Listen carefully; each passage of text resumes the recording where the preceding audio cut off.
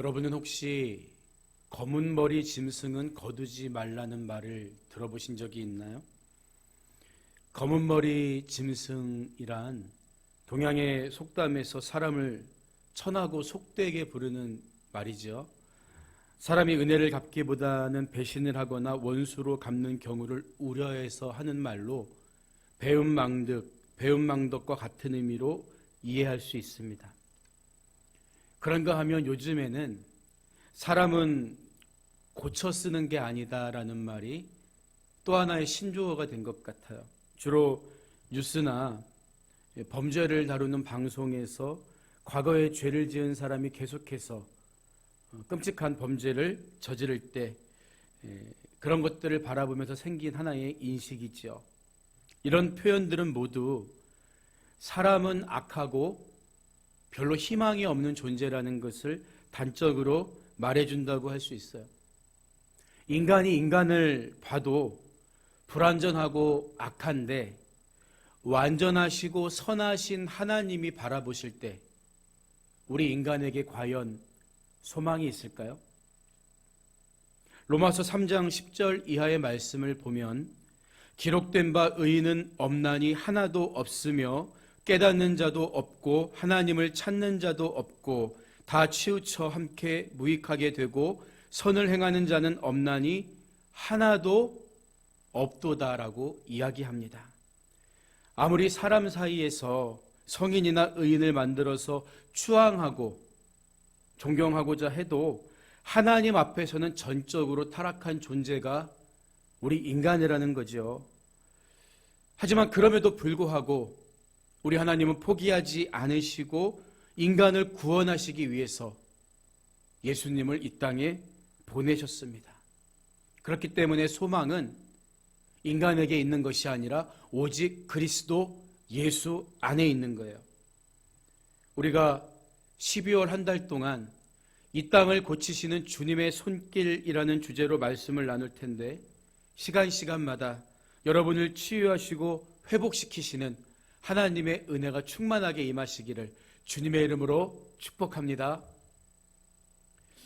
오늘 우리가 읽은 본문의 배경은 예수님께서 마태를 제자로 부르신 사건입니다. 본문 14절을 보면요. 또 지나가시다가 알페오의 아들 레위가 세관에 앉아있는 것을 보시고 그에게 이르시되 나를 따르라 하시니 일어나 따르니라. 이렇게 기록되어 있죠. 본문에 나오는 레위는 히브리식 이름인데요. 레위가 예수님을 만나서 제자가 되고 난 후에는 하나님의 선물이란 뜻을 가진 헬라식 이름 마태로 불리게 됩니다. 그래서 마태 자신이 기록한 마태복음서에는 마태라는 이름만 언급되고 있는데 비해서 오늘 읽은 마가나 누가복음에는 마태의 본래 이름이 레위였다는 사실을 밝혀주고 있는 거예요. 그런데 본문에 기록된 것처럼 레위의 직업은 세관에 앉아 세금을 걷는 세리였습니다. 세관이라고 하지만 요즘처럼 어떤 커다랗고 번듯한 건물을 의미하기보다는 작은 부스처럼 앉아서 통행세 같은 것을 징수하는 작은 사무실을 얘기하고 있는 거죠. 당시 유대를 지배하고 있던 로마 정부는 유대인들에게 인두세, 토지세, 통행세 등과 같은 각종 세금을 거두기 위해서 각 지방에 감찰관을 파견하거든요. 그런데 감찰관들은 세금을 잘 걷기 위해서 조세 징수권을 위탁 형식으로 토착 유대 귀족들에게 넘겨줍니다. 그 이윤만 받아가면 되니까요. 유대 귀족들은 다시 이 일을 효과적으로 수행하기 위해서 현지 조세 징수원들을 고용한 거예요. 이들이 바로 성경에 나오는 세리들입니다. 그런데 당시 세리가 유대인 사회에서 죄인 취급을 당한 이유가 뭘까요?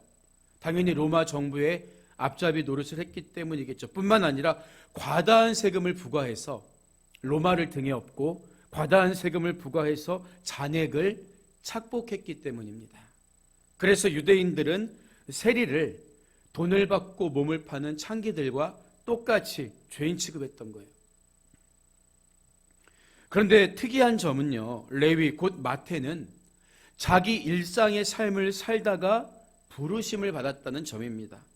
무슨 말인가 하면 그가 예수님을 따르기 위해서 특별히 성경 공부를 했다든지 구약시대처럼 선지자 학교에 다니면서 선지자 수업을 받은 후에 예수님의 제자가 된 것은 아니라는 말이죠. 이것은 베드로와 안드레, 야고보와 요한도 마찬가지였습니다. 그들은 모두 자기의 생업인 어부의 삶을 열심히 살다가 나를 따라오라는 주님의 말씀에 순종해서 주님의 제자가 되었다는 거예요. 이처럼 예수님의 제자들은 자기 일상의 삶을 열심히 살던 중에 주님의 말씀이 들려올 때 순종하고 주님의 제자가 되었다는 사실을 우리는 확인할 수가 있는 거예요. 여러분, 우리도 마찬가지입니다. 우리가 하나님의 일을 하려면 특별한 준비가 필요할 수 있어요. 어떤 마음의 결단도 필요할 수 있다고요. 그러나 더 중요한 게 뭡니까? 언제라도 주님의 말씀이 들려올 때 순종하느냐, 순종의 마음이 있느냐, 사실은 이게 더 중요한 거예요. 보세요. 레위처럼 남들에게 손가락질 받던 세리도 예수님의 부르심 앞에 떳떳한 제자가 되잖아요. 그리고 훗날 복음서를 기록해서 예수님의 공생애를 기록으로 남기지 않습니까? 우리도 말씀에 순종하면 나머지 부족한 분량은 하나님이 채워가시는 거예요. 이 부르심을 받고 순종한 레위는 예수님을 자신의 집으로 모셔서 잔치를 베풀고 예수님을 대접해 드립니다. 본문 15절을 보면요, 그의 집에 앉아 잡수실 때에 많은 세리와 죄인들이 예수와 그의 제자들과 함께 앉았으니 이는 그러한 사람들이 많이 있어서 예수를 따름이러라. 이렇게 이야기하고 있습니다. 레위가 베푼 잔치에서 예수님과 제자들은 많은 세리, 죄인들과 함께 식사를 하고 있었는데요. 여기서 언급된 죄인들은 어떤 파렴치한 죄를 실제로 저질렀다든지 남에게 상해를 끼친 사람들을 일컫는 말이 아니라 유대인의 전통을 철저하게 지키지 않은 사람들을 가리키는 표현이에요. 쉽게 말해서 장로들의 유전과 전통을 철저하게 지키는 바리새인들이 볼 때 그들은 죄인이었다는 거죠.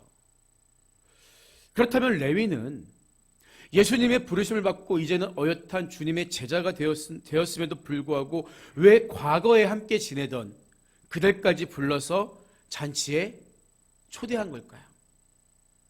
예수님의 부르심 앞에 자기가 누리던 세상적인 물질과 유익은 다 내려놨지만 가까운 이웃은 버리지 않았기 때문이에요. 무슨 말이냐 하면 레위는 예수님을 만난 기쁨의 자리에 자신의 이웃들도 와서 동참하고 그 은혜를 함께 나눌 수 있기를 원했다는 거죠. 요한복음 4장을 보면요, 예수님이 사마리아의 수가성을 지나가실 때에 한 여인이 아무도 없는 대낮에 물을 길러 나오죠. 이 여자는 남편이 과거에 5 있었고 지금 함께 사는 남자도 남편이 아니었어요. 그런데 그녀의 과거를 이미 알고 계시는 예수님을 만나고 나니까 이 여인이 어떤 행동을 취합니까? 지고 온 물덩이를 내버려 두고 마을로 뛰어 들어가요. 그리고 마을 사람들에게 나의 행한 모든 일을 내게 말한 사람을 와서 보라, 이는 그리스도가 아니냐? 이렇게 외쳤다고요. 지금까지 자기의 지나온 삶이 부끄러워서 이웃들을 피해 다니던 여인이 예수님을 만나고 난 후에는 그들에게 찾아가서 당신들도 그분을 한번 만나보십시오. 그분은 메시아이십니다. 외치고 있었다는 거예요. 여러분, 바로 이것이 진짜 예수님을 만난 사람의 모습이 아니겠습니까? 주님을 만나고 나면요, 주님을 만나지 못해서 아파하고 죽어가는 영혼들이 불쌍해서 견딜 수가 없는 거예요. 보세요. 여러분, 폭탄이 있습니다.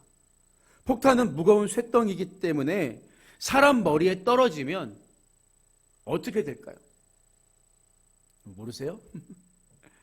죽을 수 있죠. 죽을 수 있어요. 하지만 폭탄은 한 사람 머리를 때려서 상처를 입히려고 만든 무기가 아니라는 거죠. 폭탄의 진짜 위력은 폭발할 때, 터질 때 드러나는 것이기 때문입니다. 복음은요, 복음의 능력은 폭탄과 비교할 수 없을 만큼 더 크고 더 놀랍고 위대하다는 거예요. 복음은 모든 믿는 자에게 구원을 주시는 하나님의 능력이기 때문입니다. 지구의 인구가 70억입니다. 70억 모두를 구원해 주어도 부족함이 없고 넘치는 것이 복음의 능력이라는 거예요. 예수님이 레위를 만나주신 것도, 하나님이 나를 먼저 만나주신 이유도 그 복음을 가지고 나아가서 전해서 모든 사람을 살리라는 것이지, 나만 믿고 나 혼자만 평안한 삶을 누리라고 주신 게 아니라는 거예요. 우리도 마땅히 잔치를 벌인 레위처럼 내 주위 사람들을 예수님 앞으로 초청해서 그들도 하나님의 은혜를 경험하게 만들겠다는 그런 사랑의 마음을 가져야 하는 것입니다. 그런데요, 우리가 오늘 주목할 필요가 있는 말씀이 15절 후반부에 이는 그러한 사람들이 많이 있어서 예수를 따름이러라, 이 구절이에요. 보세요. 만약에 예수님이 사회적으로 존경받고 평판이 좋거나 무언가를 가지고 있고 힘이 있는 사람들만 만나기 원하신다면 어떻게 우리가 감히 그분 앞에 우리의 이웃과 가족들을 데려갈 수가 있겠냐는 거예요. 하지만 예수님은 갑자기 세리나 죄인들과 어울리신 게 아니라 평소 그들이 예수님을 따를 만큼 그들과 친밀한 관계를 유지하셨다는 것이 이 본문의 구절을 통해 우리가 알 수 있는 대목이라는 거예요. 그래서 예수님이 세관에 앉아있던 레위를 부르신 것도 어느 정도 레위의 됨됨이를 알고 지켜보신 후에 내리신 선택이었다는 것을 우리는 어렵지 않게 추측해 볼 수가 있는 것입니다. 그래서 이 대목에서 우리가 확인할 수 있는 것은 예수님이 세리였던 레위를 부르시고 그의 집에서 다른 세리와 죄인들과 함께 식사를 하신 것은 그냥 한번 보여주기 위한 어떤 퍼포먼스가 아니라 예수님의 일상 속에선 너무나 자연스러운 삶의 한 부분이었다는 거예요. 즉 예수님은 평소에도 바리새인 같은 유대의 종교 지도자들이 멸시하고 손가락질하는 죄인들과 가깝게 지내시고 교제하셨다는 것입니다. 하지만 이것은 자신들의 전통을 중시하는 바리새인들의 눈에는 절대로 용납할 수가 없는 일이었죠. 그래서 이어지는 16절을 보면요, 바리새인의 서기관들이 예수께서 죄인 및 세리들과 함께 잡수시는 것을 보고 그의 제자들에게 이르되 어찌하여 세리 및 죄인들과 함께 먹는가, 이렇게 비난하고 나섭니다. 원래 바리새인에서 바리새라는 말의 뜻이 분리되다, 구별되다, 거룩하게 하다, 이런 뜻을 가지고 있어요. 그러니 당연히 바리새인들은 장로들의 전통을 지키고 죄인들을 멸시하고 멀리하는 것이 선이라고 여긴 거예요.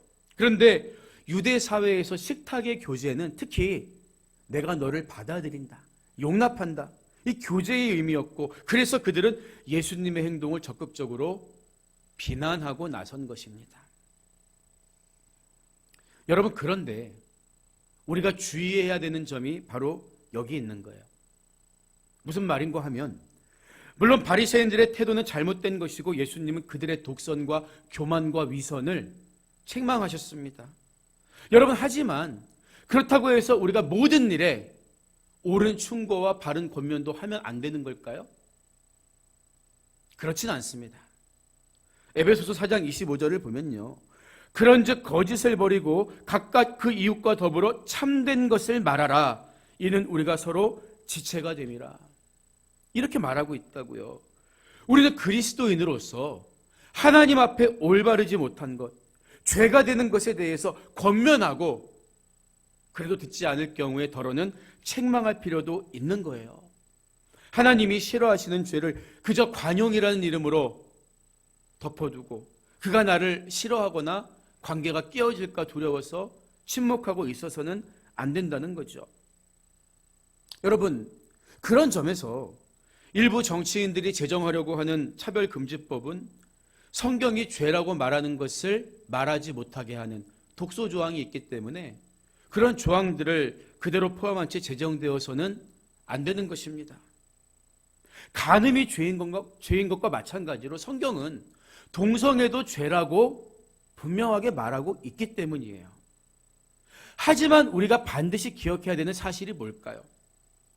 그런 죄를 짓는 사람들과는 아예 상종조차 하지 않으려는 것은 절대로 예수님의 마음이 아니고 예수님의 방법도 아니었다는 사실입니다. 오히려 우리는 그들을 긍휼히 여기는 마음으로 받아들이는 가운데서 진리를 적극적으로 말할 수가 있어야 하는 거예요. 하나님 말씀과 상관없이 사는 사람들을 그저 정죄하고 비난만 하면서 그들에게 다가서려고 하지 않는 것은 오늘 성경에 나오는 바리새인들의 신앙관과 다를 바가 없기 때문입니다. 여러분, 안타까운 것은요, 세상에 나아가서 복음을 전하려고는 하지 않고 그냥 담을 쌓고 혼자 오롯이 거룩하게 살아가는 신앙생활이 전부인 줄 아는 분들이 의외로 많다는 거예요. 나는 이미 구원받았으니까, 나는 은혜 받았다고 당당하게 말하면서도 더러운 오물이 자기에게 튈까 봐 바리새인들처럼 세상을 멀리서 비난하거나 판단하기만 하는 그리스도인들이 얼마나 많이 있습니까? 하지만 여러분, 그것은 절대 예수님의 방법이 아니었다는 것을 오늘 본문이 우리에게 선명하게 보여주고 있는 거예요. 예수님은 그들의 한복판에 들어가셔서 그들과 교제하시는 가운데에 무엇이 바른 길인지, 무엇이 생명의 길인지 가르쳐 주신 거예요. 그들과 함께 어울리며 그들에게 동화되기 위함이 아니라 그들을 고치시고 살리시기 위한 분명한 목적을 갖고 계셨다는 거예요. 바로 그것이 예수님이 이 땅에 인간의 몸으로 오신 목적이기 때문입니다. 그래서 바리새인들의 비난에 대해 예수님이 17절에서 말씀하시기를 건강한 자에게는 의사가 쓸데없고 병든 자에게라야 쓸데있느니라. 나는 의인을 부르러 온 것이 아니요 죄인을 부르러 왔노라. 이렇게 말씀하시죠. 이것은 예수님이 왜 이 땅에 오셨는가에 대해서 성경에서 예수님 자신이 직접 밝히신 가장 분명하고 정확한 대답입니다. 예수님이 왜 오신 거예요? 죄인을 부르러 오신 거예요. 특히 누가복음을 보면 이 구절에 죄인을 불러 회개시키러 왔노라는 말씀이 첨가되어 있죠. 예수님은 마치 영혼의 나병이 걸린 것처럼 죽을 수밖에 없는 죄인을 불러 회개시키고 고쳐주시고 새롭게 만들어주시기 위해서 친히 이 땅에 오셨다는 거예요. 여러분, 그렇다면 예수님이 만나러 오신 죄인은 누구를 가리킬까요? 우리는 당연히 죄를 짓는 사람이 죄인이라고 생각해요. 곧 어떤 규정이 있는데 그 규정을 하나라도 어긴 사람이 죄인인 거예요. 그래서 예수님 당시 바리새인들은요, 자신들은 하나님이 정해주신 규범을 하나도 어기지 않고 다 지키는 의인이었지만 세리 같은 사람들, 창기 같은 죄인들은 하나님 말씀을 지키지 않기 때문에 죄인이라고 판단하고 정죄했던 거죠. 여러분, 그런데 사실 우리 생각도 크게 다른 것 같지 않아요? 우리가 서론에서 말씀드렸던 것처럼 사람은 고쳐 쓰는 게 아니다, 뭐 이런 말들을 할 때 그 말이 나에게도 해당한다고 생각하고 말합니까?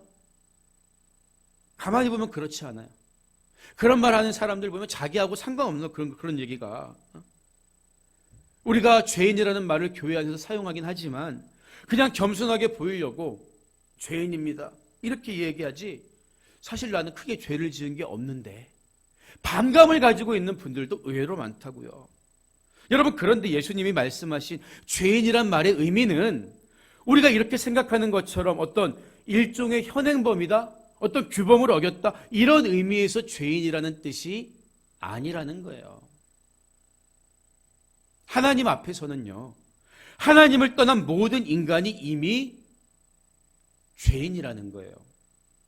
아담과 하와가 선악을 알게 하는 나무의 실과를 먹은 이후부터 사람의 마음에 뿌리 내린 자기 의와 그 의를 따라서 살고자 하는 마음을 하나님은 바로 죄로 여기신다니까요. 그래서 우리 인간은 죄를 지어서 죄인이 아니라 죄인이기 때문에 죄를 짓는 거예요. 병든 사람과 같습니다. 그래서 예수님은 죄인들을 가리켜서 병든 자에게 의원이 필요하지 않느냐? 병든 자로 묘사하고 있는 거죠. 병든 자의 가장 큰 소망이 뭡니까? 낫는 거예요. 낫는 게 우선입니다. 병이 나아야 무엇을 열심히 해도 의미가 있는 것이기 때문이에요. 하지만 우리 인간은 죄로 병들었으면서도 자기는 아는 척, 아닌 척 감추려고만 합니다. 죄인을 만나러 오신 예수님을 만나지 못하는 이유가 뭐예요? 내 죄를 감추고 살기 때문이에요. 죄를 들고 주님께 나아가지 않기 때문입니다. 예전에 3년 동안 화장을 안 지운 여자의 이야기가 뉴스 기사로 보도된 적이 있었어요. 겉으로 보면 굉장히 피부가 매끈해 보이는데 이 피부를 현미경으로 들여다보니까 글쎄 세포가 다 죽어 있더라는 거죠. 여러분, 마찬가지입니다. 아무리 자기 자신을 거룩한 척 가장하고 의로운 척 흉내내도 하나님이 보실 때 타락한 인간은 무엇을 열심히 해도 죄를 계속 생산하는 존재에 불과하다는 거예요. 그러니까 예수님이 이 땅에 오셔야 했던 것입니다. 왜? 치유하시려고, 고쳐주시려고. 그래서 예수님은 이런 인간을 병든 자로 묘사하시면서 나는 그런 죄인을 부르러 왔다고 말씀하시는 거예요. 보세요. 사람들은요, 좋은 거, 선한 거, 아름다운 것만 골라서 자기 바구니에 담으려고 합니다. 마트 같은 데 가서 우유를 살 때도 그 뒤에 있는 것을 다 헤집어서라도 가장 좋고 신선한 것을 사고 싶은 게 우리 마음이잖아요. 그런데 우리 예수님은 가장 더럽고 가장 못나고 가장 추한 그런 나를 구원의 광주리에 담아주시기 위해서 이 땅에 오셨다는 거죠. 여러분은 왜 예수님을 믿습니까? 그저 그분이 인류의 위대한 스승이고 성인 가운데 하나이기 때문에 믿는 거예요? 아닙니다. 나는 불치병에 걸린 죽을 수밖에 없는 죄인이고 예수님만이 그 죄의 문제를 해결하실 수가 있기 때문에 우리는 그분이 나의 주라고 고백하고 믿는 거예요. 예수님은 죄인을 불러 회개시키려고 이 땅에 오셨습니다. 그 주님의 치유의 손길을 만나야 나를 사망으로 끌고 가는 마귀가 떠나가고 하나님의 통치 안에 살아가는 귀한 자녀가 될 수 있는 거예요. 예수 그리스도, 오직 그분만이 이 땅을 고치시는 하나님의 구원의 손길이기 때문입니다. 오늘 말씀을 마무리합니다. 연말이 되면 교회마다 회의를 통해서 새로 입교하는 분을 받아들이거나 임원을 선출하는 절차를 갖게 되죠. 어떤 교회에서도 한 자매가 입교하기 위한 문답식을 갖게 되었습니다. 목사님이 질문을 해요. 자매님은 예수님을 믿기 전에 자신이 죄인이었음을 인정하십니까? 자매는 예라고 대답합니다. 그러자 목사님이 다시 묻죠. 그러면 예수님을 믿고 난 후에는 자신을 어떻게 느끼고 있습니까? 자매는 조금 생각하더니 지금은 전보다 더 큰 죄인이라고 느끼고 있습니다. 이런 대답을 하죠. 그러자 목사님이 또 묻습니다. 그러면 예수님을 믿기 전과 예수님을 믿은 후에 달라진 게 대체 무엇입니까? 그러자 자매는 목사님을 바라보면서 이렇게 말합니다. 전에는 죄를 향해 달려가는 죄인이었지만 지금은 죄로부터 도망치고 있는 죄인입니다. 여러분은 어떻습니까? 우리가 대기업 제품을 선호하는 이유 가운데 하나는 물건이 고장났을 때 AS가 철저하기 때문이에요. 여러분, 그런데 예수님도 하늘의 AS로 우리를 고치신다는 거 아세요? 성경은 만일 우리가 우리 죄를 자백하면 그는 미쁘시고 의로우사 우리 죄를 사하시며 우리를 모든 불의에서 깨끗하게 하실 것이라고 약속하고 있습니다. 죄인을 불러 회개시키신 우리 예수님은 우리가 연약함으로 인해서 다시 넘어질 때도 우리를 일으켜 주시고 새롭게 해주시는 거예요. 세상의 어느 대기업, 어느 인류 기업과 비교할 수도 없을 만큼 더 신실하시고 지혜로우신 주님께서는 지금도 나를 고치시고 새롭게 하십니다. 여러분, 그 주님의 사랑의 손길, 그 주님의 치유의 손길을 갈망하시기 바랍니다. 죄인을 부르러 오신 주님 앞에 나의 죄를 고백하고 언제나 정결하고 깨끗한 하나님의 자녀로 담대하게 살아가는 여러분이 되시기를 주님의 이름으로 축복합니다.